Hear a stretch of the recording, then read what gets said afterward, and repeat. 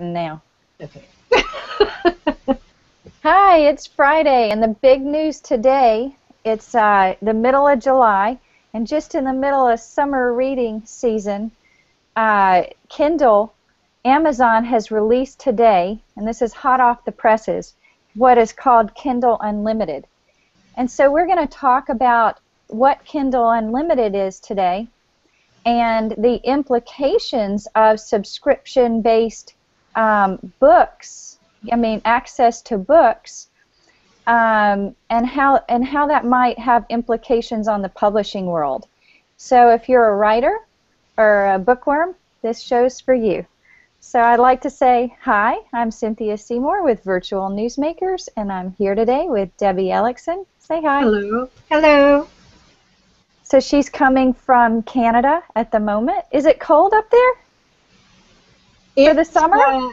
Well, no, actually we've had probably it's been warmer than Miami up here, but it's cooled off today. It's probably around, for your weather, it's probably in the 70s.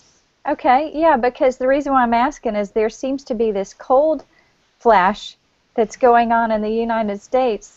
In the middle of the United States, it's like unusually cool weather happening in the middle of July. And we're getting unusually warmer weather up here, and we've got forest fires unbelievable in the north, like in the territories north of us.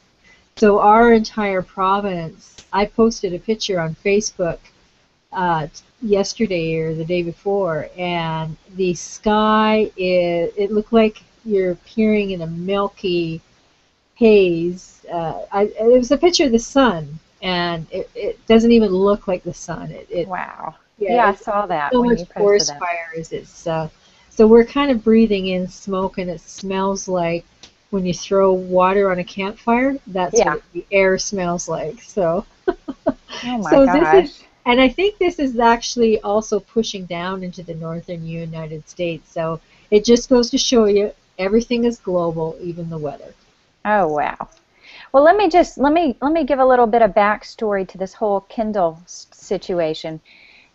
Today, Amazon announced and debuted, or is debuting, what's called the Kindle Unlimited service.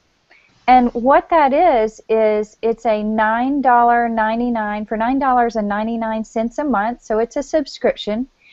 A reader has access right now, starting off, to over 600,000 books. So if you are, like me, a bookworm, and you can't get enough, there's more books in there than you could read in a lifetime. Now, on the other hand, and certainly that's not every book on the planet, but it's a pretty good start. So anyway, what that means is we no longer have to necessarily go to a bookstore to access the information. That information will be available to us on our phones, on our iPads, and on our tablets, as well as on our computers. So once you get this Kindle Unlimited service, you're able to access your library, or this unlimited library, as much as you want on a monthly basis. So it's kind of like Netflix. Netflix gives you all these movies. Hulu gives you all these TV shows for one price of $9.99. And if you think about entertainment and how we use information, I don't know about you guys, but I've gotten completely hooked on, and I admit I'm a Netflix binger. But I've gotten hooked on the unlimited possibilities. It's not truly unlimited, but it seems unlimited in the arena of being able to watch movies or being able to watch television. What I also love about it is I don't have to be sitting in my living room or go to in front of a television screen, or even in front of my computer. I was on the plane the other day and I didn't have any Wi-Fi access, which was fine. It gave me a chance to go to my Kindle and open it up on my iPad, and I started reading Tale of Two Cities again, and it's really interesting reading it now in the midst of what we're going through today.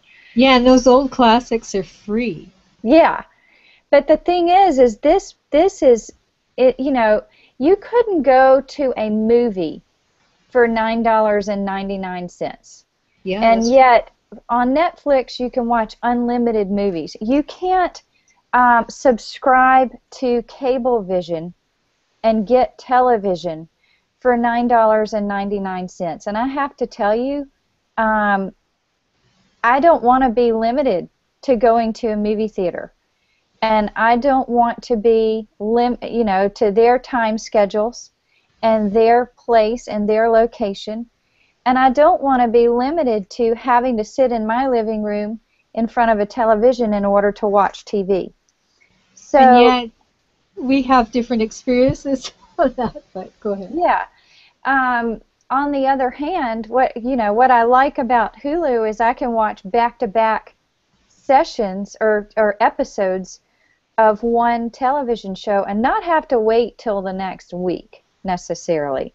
So I'm not tied to the broadcasting schedule that the television stations that are normal, that we grew up with. That I'm not tethered to their broadcasting schedule with Hulu. Now with Amazon.com, I don't. What does that mean for me as a reader? I don't have to have shelves full of books.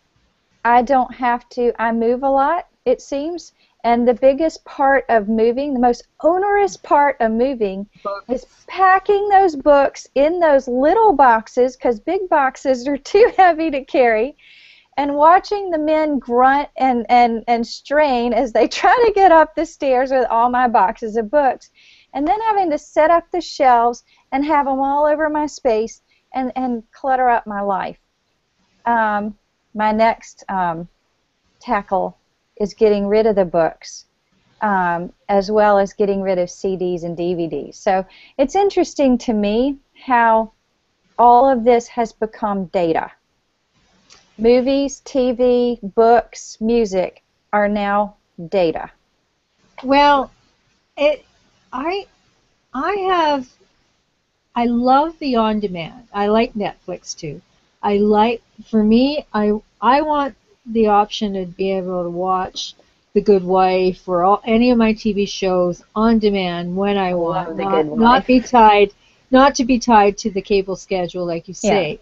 However, I do like my HD flat screen TV. I like to have more than one in the living room. I like to watch more than one football game at the same time or hockey game or whatever's on in sports, and I like the big HD screen Okay, rather wait than a minute watching on though. something little like that. You don't have to watch it on something little I because know, I we know. we this past week I was in New Orleans and we had the Netflix up on the iPad, but we had what was called the Chromecast stick, which is a Google Chromecast. It costs $35, one-time fee of $35. You can buy it on Amazon.com. You stick it in, it's like a little USB thing. You stick it in the side of your TV, and anything that you're playing on your iPad automatically gets shifted or gets broadcast or whatever, played on that big screen. So you're not limited to a small screen. Yeah, but you got to remember, I'm in Canada, Okay. and we are limited. We can't get Hulu up here. We can't get a lot of the stuff, and a lot of stuff when you go on Netflix and on YouTube, and it's blocked for us in here. So it's very frustrating. So the CRTC here has made it so we are married to the cable network. Ah, okay. And you have I don't know how many cable providers you have in just your neighborhood, but we have one in all of Western Canada. No, we have a So actually, handful, no, we but have two. Sorry, we have two. We have Shaw and Telus. So, and they both provide crappy service. So, for the most part, only because it's a monopoly. Yeah, we're somewhat in the same boat here, and they really do stick it to us in terms of price and in terms of service, which is why I think a lot of people are interested in cutting that cord because And honestly, you can cut the cord though from TV. The problem is our TV reception is much better than our internet reception. okay, So if I was going to stream Netflix to the TV, uh, it all depends on your internet connection, mhm, right? We mhm, do have since I've been here in Edmonton, well, I do love going to the movie. I like the experience mhm, of going to the movie. There's one movie theater in Calgary that I particularly loved, and I would go there by myself because I love the popcorn and I just yeah, love the experience. But we watch a lot of pay-per-view movies here. So as soon as they come out on pay-per-view, we'll watch the latest movies. But I do like the aspect of on demand when you can have it, but the mhm. frustrating thing in Canada is sometimes you can't always get it. Yeah, I feel the same way about going to the movie theater now. It's become this incredibly special thing that I do with my daughter or do with my daughter and son.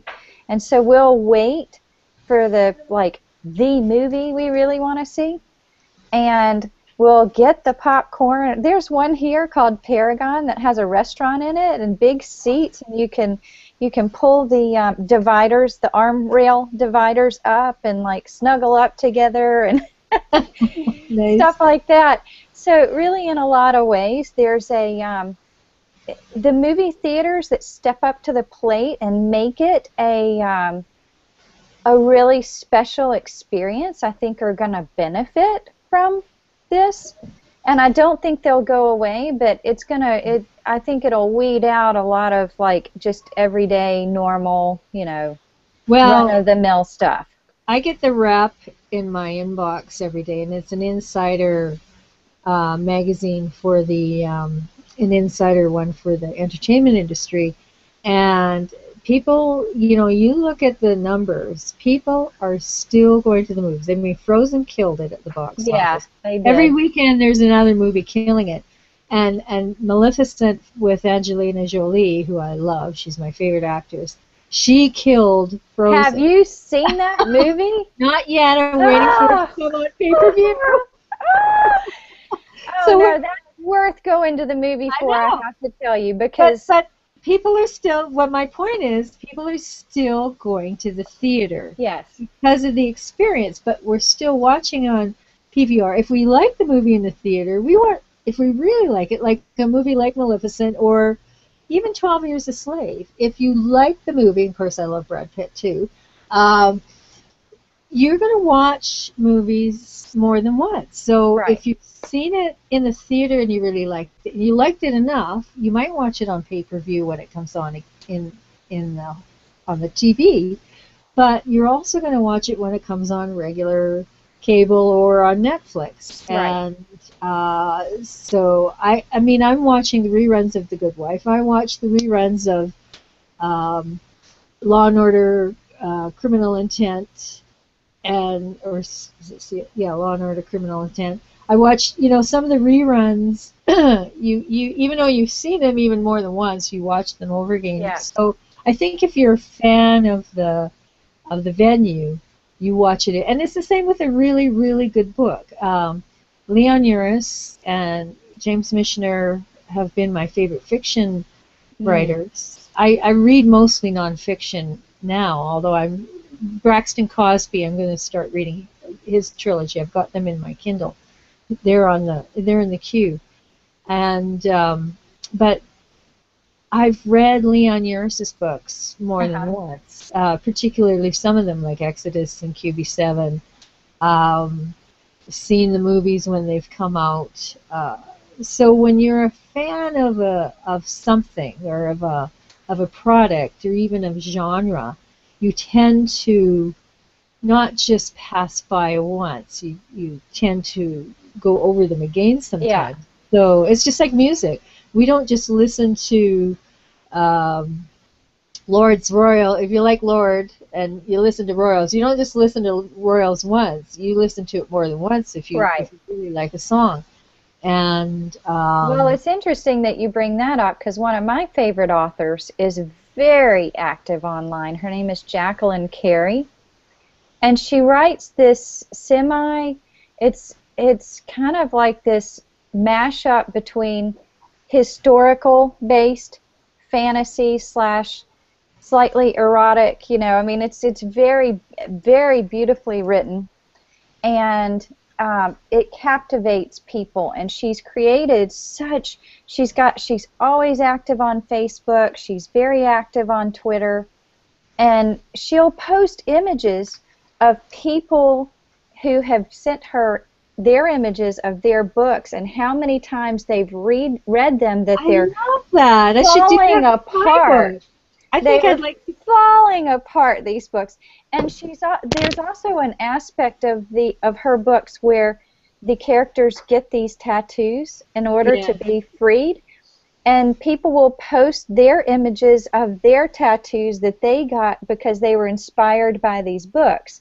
And then there's this woman who's on Pinterest who's collected all these images and created boards for each one of the types of characters that represent the types of the characters on these Pinterest boards.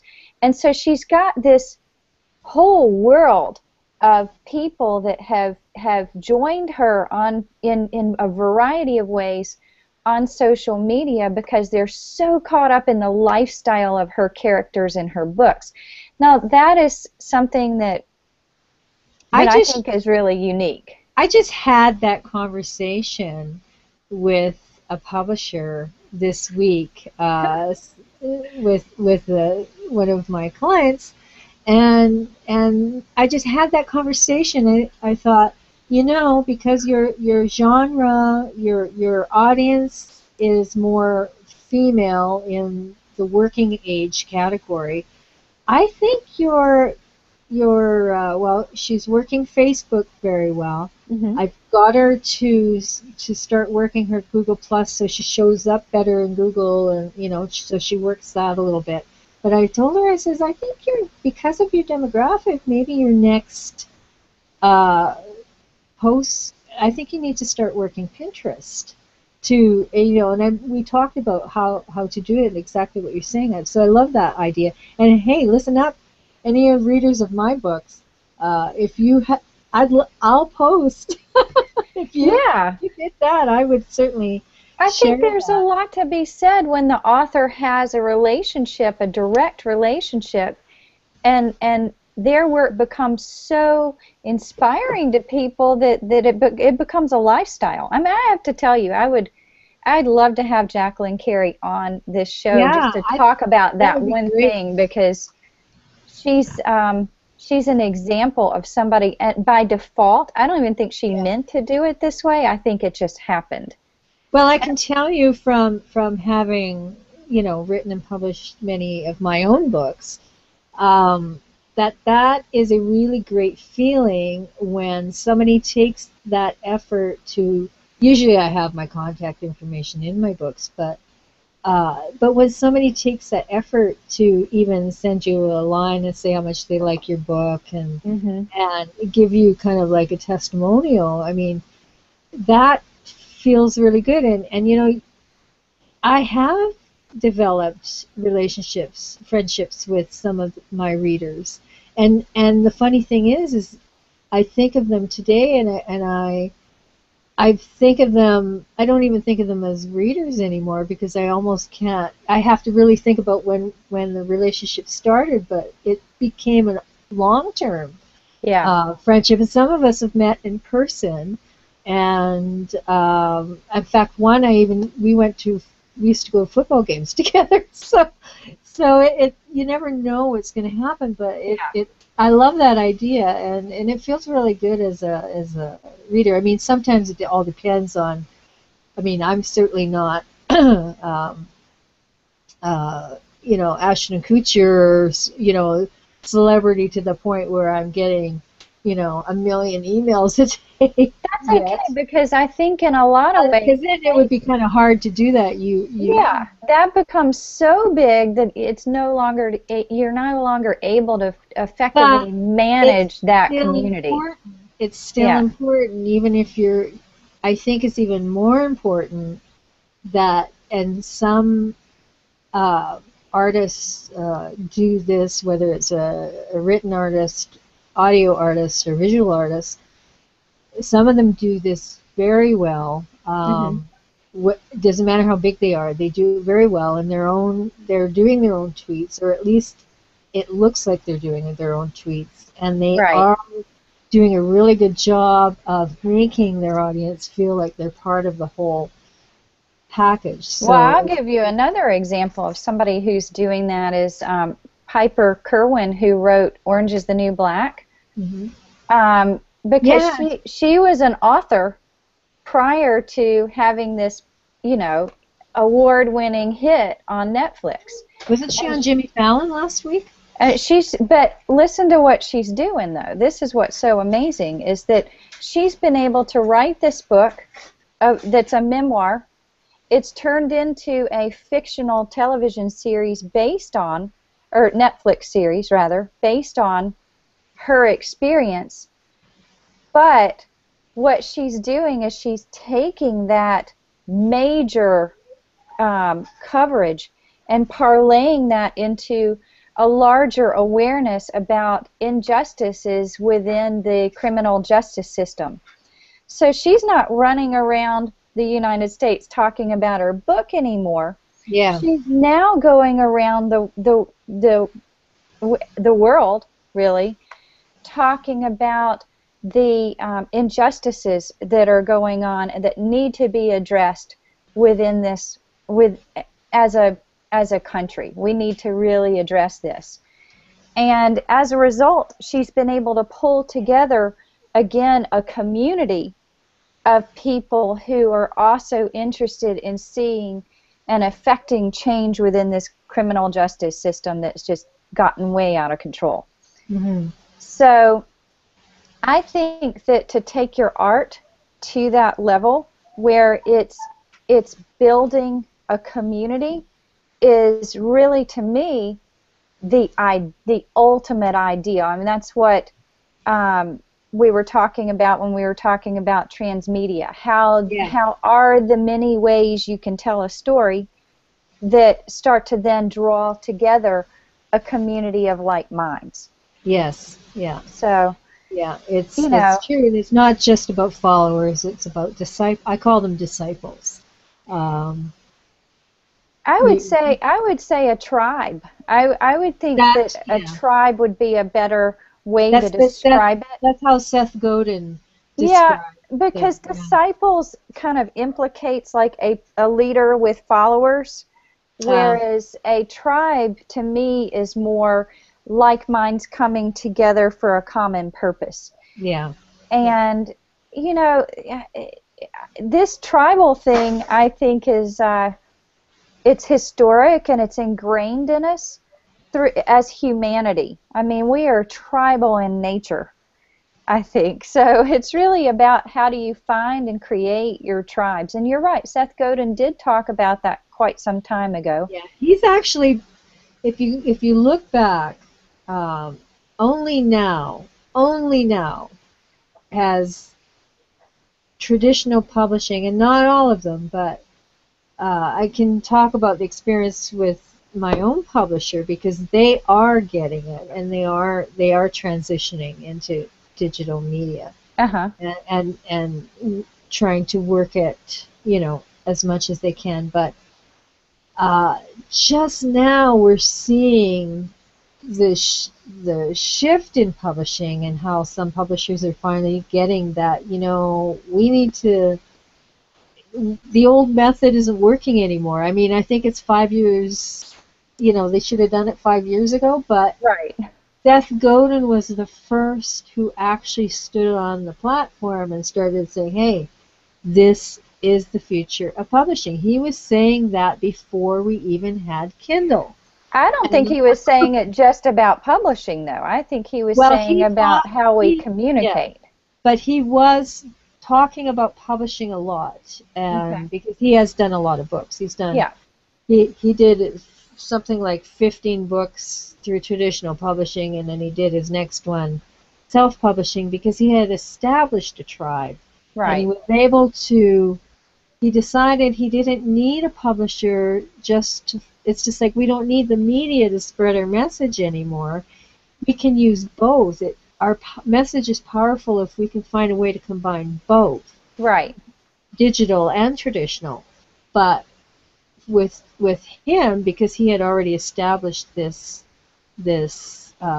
following, he ended up, the next book that he self-published, I think he sold out like so many thousands off the bat that he just practiced what he preached.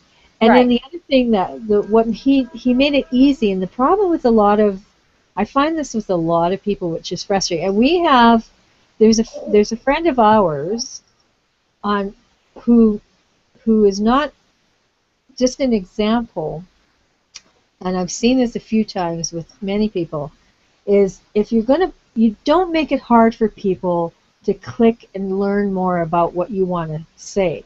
Right. So what's frustrating to me, and I'm in all these mediums, but if I'm on Facebook and somebody posts a link, they make me go to their Google Plus and then here before I can actually look at the stupid story. And after about 2 times of wasting my clicks, I stop Right. clicking So, on their stories. As good as their stories may be, I stop clicking because they're making it too hard for me to see it in that platform. It's okay if you post it in that platform and you post it in the other platform, but by doing that, you lose a lot of people. So what right. Seth Godin did so brilliantly when he sold that first book, because I followed him, I got blog Yeah. his blog every day. So he Right. sent an email in the inbox talking about this new book. He had the Amazon one-click icon right embedded in the email. And Mhm. because I have an account, I thought, and he described the book.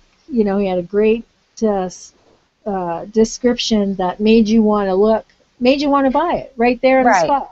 So click to open the email and read it. Click to hit the one click, and it's already in my Kindle. So he made it easy. In other He words, made it he easy. removed the friction and made it easy and And came I to think people, when we're drew people sharing, in where they were. and when we're sharing anything, whether we're just sharing a link, whether we're sharing uh, information, or if we're sharing marketing something, we Mhm. have to make it really easy like that for Yeah. somebody, because otherwise you're going to turn them off. If you make them go here, you make them fill out a form to get the information, you make them do that, they're just going to say, to Right. heck with them, going to the next place that offers this information. Okay. So, all right. So let me circle back really quickly to this whole Kindle thing. Yeah. Um, Kindle Unlimited allows the readers to subscribe for $9.99 a month, get all the books they want, just like Netflix for books. But for the writer, it has a different set of implications. And Why? along with Kindle Unlimited is called the KDP Select program, which is specifically for writers, especially indie writers. But in order to be part of that program, they have to agree not to make their books available elsewhere. So Ah, it that's, must be only available so they're pulling an apple. on Amazon.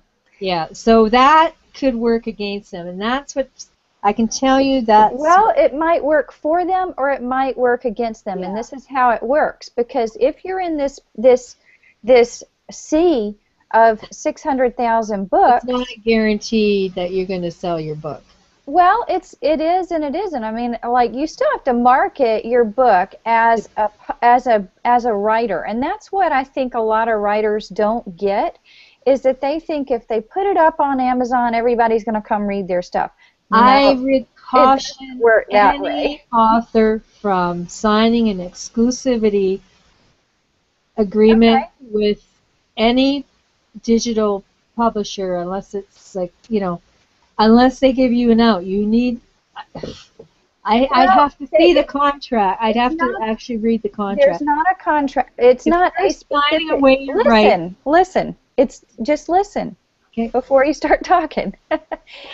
The situation is, it ends up on this platform. If they find your book on other platforms, you are released. They remove you from their program. So that's how that works. So if you I go on to Barnes and Noble, you're exempt. You're removed from the what I'm Amazon system. saying is that's an exclusivity contract, and you do not, as a publisher, as a writer, I sign when I get Self-Counsel Press to publish my book. I'm signing a contract that I'm giving them that I'm lending them the rights to publish, but I Hmm. cannot publish the same book anywhere else while they have the Right. con. So it's up to them to release it. However, when it comes to digital content, this is a slippery slope It is. because um, print-on-demand companies, if you see a print-on-demand company, which is what this is, Hmm. ask for an exclusivity contract because they do not market your book. You run in the other direction as fast as you can. I'm just saying, Okay. I would never sign an exclusivity agreement Right. with a digital platform. I mean, I'm an Amazon advocate. I love my Kindle, but Hmm. and I love the fact that I'd like to publish my digital. I have books on there. Like I can put my print books on, and my publisher has print books on. In fact, the link right now to buy uh, this book here that I've edited the galley proof on Right. this week. The link has been out. They've been selling it on Amazon for a couple of months now. So they want to push people to Amazon to buy the print books. Right. But the problem is, and so anybody can set up a vendor account on Amazon and sell their books. But if you're going to sign away, but this is a different thing. This is using Amazon to to do your digital book, and signing an exclusivity agreement just sends up way I'm going many. to turn the tables, though. It's red flag city because they're controlling your content, Right. and you can. I'm going That to. means you can't sell it off your own website. I understand that. I'm gonna turn the tables though a little bit, because Don't this is a like. huge crapshoot for a writer. Because, and like I said, it's definitely a crapshoot in the sense that you're gambling. Some people are going to gamble and win big, and the reason I say that is it's like YouTube really early on. There were some people that got onto YouTube and started to create videos and built a community and a following way early on This that is they different. never would have gotten on their own. Well, it is and it isn't. Mm-mm. And you need to take a look at how this is set up before you decide that. Yeah, but you're not uploading your stuff on YouTube on an exclusive arrangement. You can still post that on Vimeo or anywhere else. You you can, but This is saying you cannot sell your book anywhere else but on their that's platform. very true. And that is wrong. And as a publisher, as a writer, I don't. I mean, maybe you can prove us wrong, but I don't really like that idea I because understand that, and I understand that, but to me, on some you're level, not guaranteed to publish most books by self-publishers unless they're really good at marketing, and most authors are not. Um, Unless you're really good at marketing, most authors only sell about 250 copies of their print books okay. at best. All right, well, this is a situation where people would download your book, say, if they read your book. If they read 10% of your book, you get a royalty. They have to read Yeah, 10% of your book, I don't like it. and then a I would royalty kicks say in. you can easily create a Mobi file on your own, find somebody to create it without going through Amazon, and sell it off your website. get 100% of the proceeds, and be able to read it in the Kindle. And also be able to have it created so it doesn't look like have a boring layout. Like take the Yeah, print but layout I'm and gonna make it I'm gonna put this out to you. That's all fine and great, but then you're limited to all the people who know you, and No, you're not not, all the because if people you're who don't know you yet. it's the same thing. You're still marketing. But you know what? If you do that, you can still sell it on Amazon without the exclusivity arrangement. Okay. That's I just, I think that there's pros and cons on both sides. To me, on a lot of levels, I think it'd be interesting for somebody to try out maybe one versus the other and see which way works. Like the maybe if problem they, with that is once you sign on, you have no claims to your book anymore.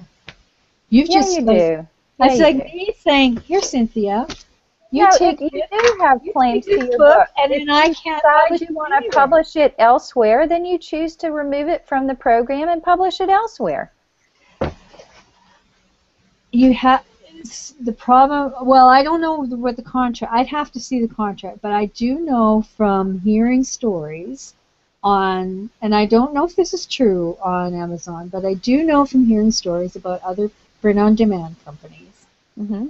And you can go to writersweekly.com, and Angela posts tons of these horror stories. She's done a series of articles on print on demands, and she's actually had compared all sorts of things, but she gets letters all the time Hmm. from people who've used these platforms. I mean, some people I know have had great experiences with them, but more people have had nightmare experiences with them. But the problem with some of these platforms, and it doesn't matter how big the name is, once you sign up with them, and it's a lot of times it isn't an exclusivity contract, but you don't really want that, because if you try to take your book off the platform, if you try to take control of your files, because if they build the files, Hmm. they're going to hold those files hostage. So even if you've already paid for the creation and paid for all the layout, they're going to hold you hostage so that you can actually get them back, even though you've Right. already paid for them. So I'm not saying that's every case, but every one is different. And then the big thing on most of those contracts is they'll have a little thing in there saying that they can change the contract um, anytime they want without notice. So Right. the onus is on the publisher or the author to take note of when they make these changes, and they can change overnight from whatever. And that's where a lot of people get into these situations where they wish they hadn't done it. I'm just saying Okay. it may be all right, but I really don't like the idea of exclusivity. Well, it'll be interesting to see what happens. I think it's going to change the publishing world. I think it's going to definitely impact the publishing world. Dan Newman actually wrote an article in the Motley Fool about it yesterday Mm. or today. Today. I mean, this is all coming out today. Yeah, So this is really interesting. He it'll says it will flush out. change. It'll flush out, I'm Yeah, sure. he said it will change what it means to be an author. This is one of the things he says. The dynamics between Amazon publishers and authors continues to change as Amazon tweaks its services and structure. But we're Amazon, talking about two different things. Amazon authors, Where did you put my little my pony doll? I don't know. Not the, I mean the really one. I don't know. Oh, my But we're Um, talking about two different things. The KDP stuff is publishing, but the Amazon library thing, and that's a different thing. no, they're related to each other. So Amazon offers authors an immediate audience to customers, and with its Kindle Direct Publishing offers royalties between 35 to 70%. Traditional publishers offer 25% royalties to authors for ebook sales. The publishers argue that higher prices but lower royalties could mean more total earnings for an author. So there's a payment program that happens within the Kindle Direct Publishing that needs to be looked at. So is this saying that if they're, like, I have books, I know my publisher has books, everybody's got books in the Amazon platform. Mm-hmm. So are you saying that the only books that are in this lending program are from the KDP? Or are they from all of No, them? what So I'm that's saying, what I'm saying is yeah, two different things. So you do yes, not have to sign the KDP exclusivity agreement to be no, part of this program. So no, that's what I'm saying. We're talking about two different things. no, So you the have to, KDP yes. the To KDP be will part agree to of go after. Kindle Unlimited, you have to sign as a publisher, as an author. You have to do the KDP program. So you're saying you have to be part of that program Yes, in order to participate in the lending library, in the subscription library. the subscription library. Yes, So if you're not part of the KDP program, you're not in the subscription library. yes. Okay. Well, then I think it stinks. So I that's what I understand. No, I have not read it in detail myself, but I think it's really then I question interesting. the quality of the books that might go into that program. Well, you know what? They're pulling some really great books like The Life of Pi and Hunger Games, and I mean there's Harry They're not Potter. signing an exclusivity agreement. No, they're not. But that's No, what I'm they're not. saying. It has to be two different things.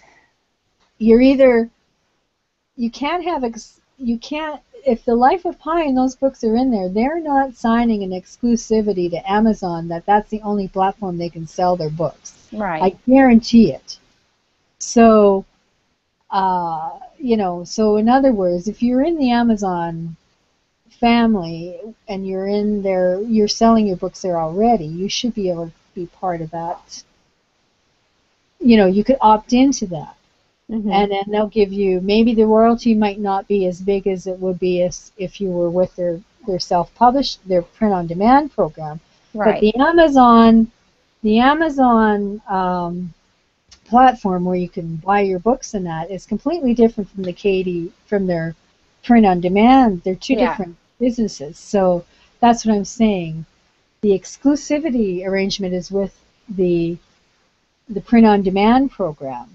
Mm-hmm. So you don't have to be part of that, was what I'm hearing from what you're saying. Well, it'll be interesting to see. Why don't you do your research and let me know what your thoughts are on it. Because there's no way Life of Pi is going to put exclusive, or some of those big publishers are not going to be exclusively selling, because they sell books off their website. They sell books in brick and mortar stores. They sell books off, when you put your book on Amazon, and this is where they probably get you too, on the print on that exclusivity thing, is when you put your book on Amazon, and this is what happened with me.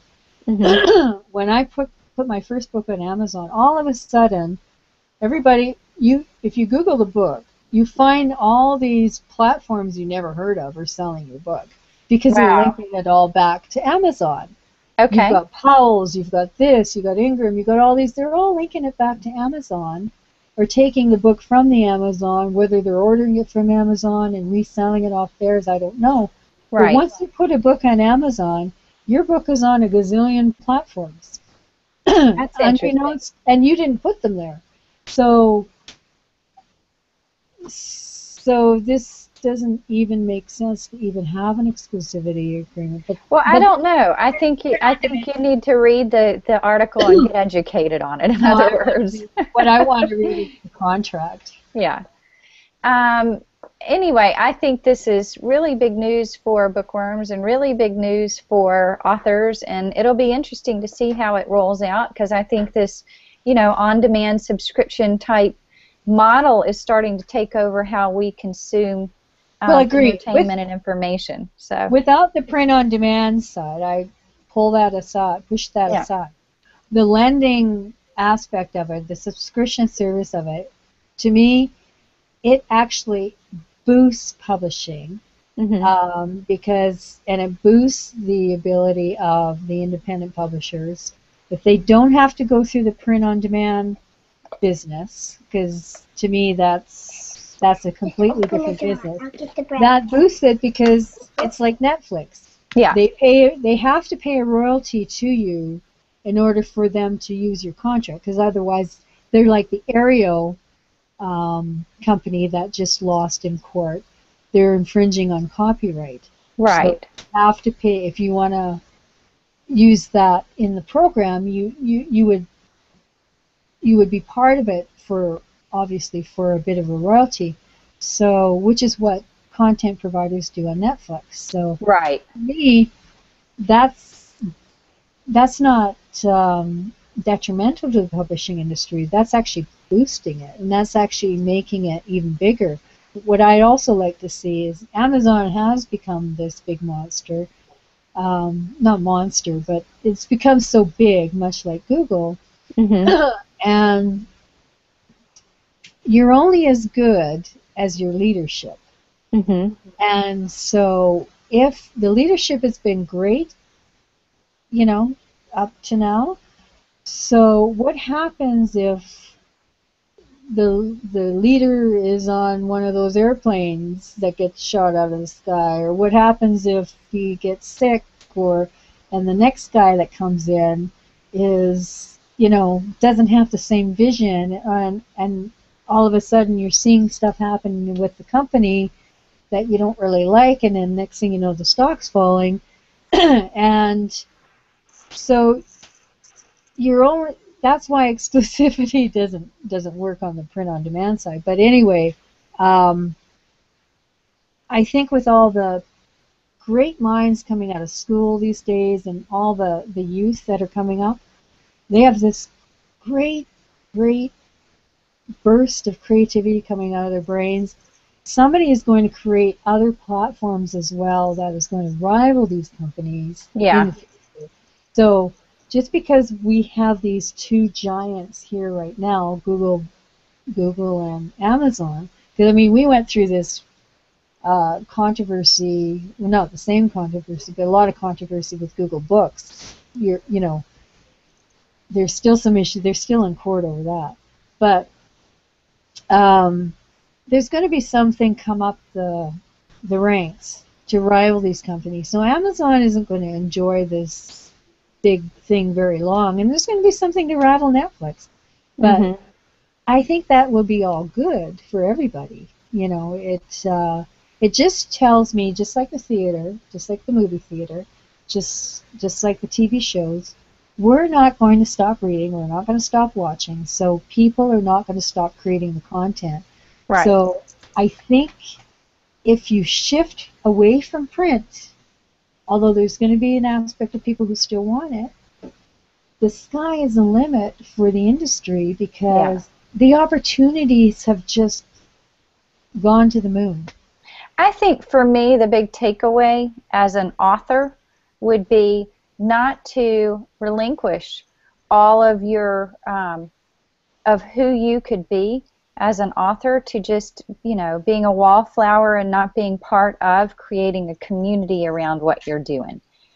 And the authors that figure out how to use digital communications today to create that community or tribe around them and as opposed to relying solely on the platforms to get the word out about what they're doing, the ones that create the tribes and the community are going to be the ones that most benefit from all that we have to offer. Whether So, you're a publisher or whether you're an author, but let's face it, when you're a reader, you don't pick out a book because you like the publisher. You pick out a book because you like the author. yeah, that's true. And you know what? As a reader, I get really excited when I hear the authors and their points of view Yeah, and all the things that go on too. When I feel like I can interact with them on a deeper level than what's in between the front cover and the back cover, I get really excited. So, yeah, anyway. that's the bottom line, and that's why I think social media was absolutely made, particularly for fiction writers, Yeah. because you can you can spread you can make characters come to life in these mediums. So Right. Awesome. Well, so let's challenge authors this week. What would you like, as an author and a self-publisher yourself, what would you like to challenge people this week? Well, I would challenge, excuse me, I would challenge people to actually, if they don't have time to read, Mm-hmm. put a book, put their Kindle in the bathroom. So every time they sit down on the toilet, read a page. Okay. So if you go to the bathroom for number 2 twice a day, you can read probably 5 to 6 pages out of your Right. book. And then you're going to find you're going to go through your books a lot faster. So if you don't think you have time to read, that's where you do your reading. Okay. I But would like to challenge authors and writers to really look at and explore all the ways this week. Get online and get into your own social media, but get into other aspects of social media and digital communications, and write down all the ways who your tribe might be, like who's interested in what you have to write, and why they're interested in what you have to write, and how you might build a community or tribe around the people who are interested in what you have to offer to this world. And if you're able to just make a list and then start to think about, how am I going to, as an author, learn how to use these platforms to build that tribe or community one relationship at a time, and build those conversations and really get connected to my readership, how would I go about doing that, as opposed to relying solely on an Amazon.com or any kind of publisher to do that for you? Because the more you get connected deeply into a conversation and relationships with your readers, the more you're going to build something that is bigger than what you've written. You're building something big, and I think that takes the mission of an author or writer to the next level of, how am I going to impact this planet? And that would be my challenge. Make that list and start to work through that list over the course. If it may take a lifetime, and it may become your lifetime. Outside of the book and the writing that you're doing. Don't rely on other people to do it for you. Yeah. So that would be my suggestion this week. Dive in. Summer reading. Do you have any summer reading suggestions?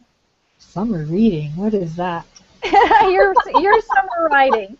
I just said, go in the bathroom, open up your Kindle. Okay. So, all right. So good. So, but you mentioned Braxton Cosby. So Yeah. I think I don't usually. I'm a person that I call books. I binge order. Yeah. From usually I downloaded. I always use Kindle. I mean, I love my Kindle. Yeah. And so I binge order my books through Amazon. Right. And then they sit in my Kindle, and then I go through them. Oh, what am I in the mood for this time? And I binge ordered actually a whole whack of the classics, like Uncle Tom's Cabin, Booker T. Washington's books. And there was one, I can't remember the name of it, but it was written by the Mary Todd Lincoln's seamstress. Oh, yeah, that would be cool. A slave at one time. Yeah. And I think that just these are free, and they're in the public domain, and it's like these great classics are now available without having to buy them. And pick some of those, and if you haven't read Uncle Tom's Cabin, if you haven't read a Mark Twain. Tale of Two Cities is amazing. So, I mean, especially in terms of today. Yeah. The other one I would recommend in terms of really understanding today that's just blown my mind is reading 1984 again. And I'm Yeah. looking at it with a whole new lens because Orwell wrote this before there were even ballpoint pens. And he talks about this material that gets used so that they don't have to use fountain pens anymore. And this was way before all of that. But one that I loved is the autobiography of Benjamin Franklin, because he talks about all of his wisdom. He was a really interesting fellow, just in terms of his wisdom alone. And all this wisdom can be applied to today. Yeah. So there's should make just a so list. much out there. In the feed on the event page, I think I'll make a list of all my all the books that are in my Kindle. Yeah. Another one that I love is the Napoleon Hill Think and Grow Rich, because that's like something that's just, great stuff. And then I'm trying to think. I'm looking through my Kindle right now, like everything that's on my Kindle. My Kindle is in the bathroom. It's a little my out of Kindle's reach. in my hand all the time. It's a little out of reach. And mine isn't technically a Kindle. I'm using the iPad Mini, but it's got the Kindle app on it. So any tablet can be a Kindle. You don't have to have a Kindle I have it for that to be. Yeah. Chris Brogan has a new book that has come out. Gary Vaynerchuk has a new book. And we've interviewed so many people. Eliza Sherman and Danielle have a book that I think is a series of books. Mom Incorporated is really great for women who want to explore working at home. There's just so much out there that I'm like looking through mine right now. Yeah. Well, I'm sure, and it all depends on what your genre is. There's tons of books. I tend to read more nonfiction books than fiction books myself. Oh, I read across the board. Because that's where I end up. That's where I write mostly. Although this might be another challenge too. Is if you're a writer, what will kind of stretch your limits as a writer is if you are usually writing nonfiction, try writing fiction, and and if you normally write fiction, try writing nonfiction, at least even just for an article or a short story. Awesome. and that just to stretch your limitations. But anyway, that was really fun, really great, fun discussion. I mean, I get really passionate when we talk about exclusivity contracts. Yeah, I think the important thing, I think the important thing is that authors do need to read the contracts and do need to go in knowing what they're doing. Yes. With these types of situations. If you don't understand, get somebody like a law translate it. Yeah. Because you want to make sure you know what you're signing before you sign. Awesome. Well, thank you. This has been fun. I look forward to chatting again with you next week. Yeah. On Virtual Newsmakers. And if you all have any questions out there or anything that you're interested in, shoot us a line on the Virtual Newsmakers channel on YouTube. Subscribe to us. Talk to us. We love ideas. And we look forward to seeing you next week on Virtual Newsmakers. Bye. Bye.